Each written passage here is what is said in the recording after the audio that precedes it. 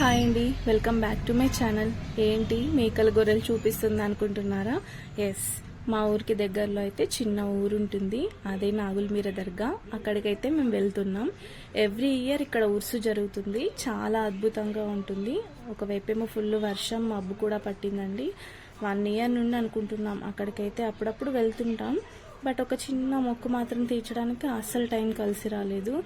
ఎందుకంటే ఇక్కడ ప్రతి ఫ్రైడే మొక్కులు తీసుకుంటూ ఉంటారు. అదే ఇంకా వేరే డే అయితే కుదిరేదేమో. ఫైనల్గా మేము నాగులమీర దర్గాకి అయితే వచ్చేసాం. ఇక్కడ రకరకాల పూల చెట్లు, పండ్ల చెట్లు, అన్ని రకాల చెట్లు ఉంటాయి. మీకు అన్నీ క్లియర్గా ఇక్కడ ఉన్న ప్లేస్ మొత్తం చూపిద్దాం అనుకున్నా, బట్ చెప్పాను కదా ఒకవైపు ఫుల్ వర్షం పడింది. ఇక్కడ బాతులు, ఇంకా పావురాలు, నెమ్మళ్ళు కూడా ఉంటాయండి. ఇక్కడ నెమలి చూపిద్దాం అనుకుంటే అక్కడ 4 కుక్కలు ఉన్నాయి, కాపలా కట్టి పెట్టేశారనుకుంటా. భయం వేసింది, అవి వచ్చేసరికి వెళ్ళలేదు.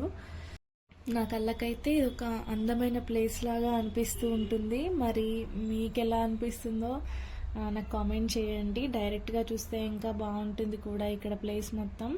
ఇంకా లోపల ఇంకా చాలా అందంగా కూడా ఉంటుంది, బాగా డెకరేట్ చేస్తారు కూడా అండి వాళ్ళు. ఉర్సు టైంలో అయితే ఇంకా చాలా బాగుంటుంది, బాగా డెకరేట్ కూడా చేస్తూ ఉంటారనమాట. ఇక్కడ చాలా అందంగా ఉంటుంది. ఎప్పుడైనా మళ్ళీ ఉర్సు టైంలో నేను ఖచ్చితంగా మీకు వీడియో అయితే తీసి నేను మీకు చూపిస్తానండి. చాలా బాగుంటుంది. కింద దర్శనం చేసుకున్న తర్వాతకి పైన మొత్తం పైకి వెళ్ళాలండి. ఇదేమో కింద ఫస్ట్ దర్శనం చేసుకోవాలి, తర్వాతకి పైన మెయిన్ దేవుడు అనమాట, పైకి వెళ్ళి దర్శనం చేసుకోవాలి నెక్స్ట్. ఇక్కడ మేమైతే ఉర్సు టైంలో రైస్ ఇస్తూ ఉంటామండి. 1 ఇయర్కి ఒకసారి. మొక్కని కాదు, మనకు చేతనైనంత ఇవ్వచ్చు. 50 కేజీస్, 25 కేజీస్ అయితే మేము ఇస్తూ ఉంటామన్నమాట. ఇది మెయిన్ దేవుడు అండి. ఇక్కడ మొక్కే టైంలో మాత్రం చాలా సైలెంట్గా ఉండి మన మనసులో మాట దేవుడికి వినబడేలాగా మొక్కుకోవాలి. ఒకటండి నేను చెప్తాను, మొక్కగానే సరిపోదు, ఏదైనా కూడా మన కష్టం కూడా ఉండాలండి. మన కష్టం కూడా ఉంటే దేవుడి ఫలితాన్ని మంచిగా ఇస్తాడని నా నమ్మకం. నెక్స్ట్ అయితే ఇక మేము ఇది రాముడిది క్లోజ్ చేసి పెట్టారనమాట ఇక్కడ. తర్వాత మేము మొక్కులన్నీ తీర్చుకున్నాక మా మమ్మీ అయితే ఇక్కడ అన్నంను కూర వండేసిందండి.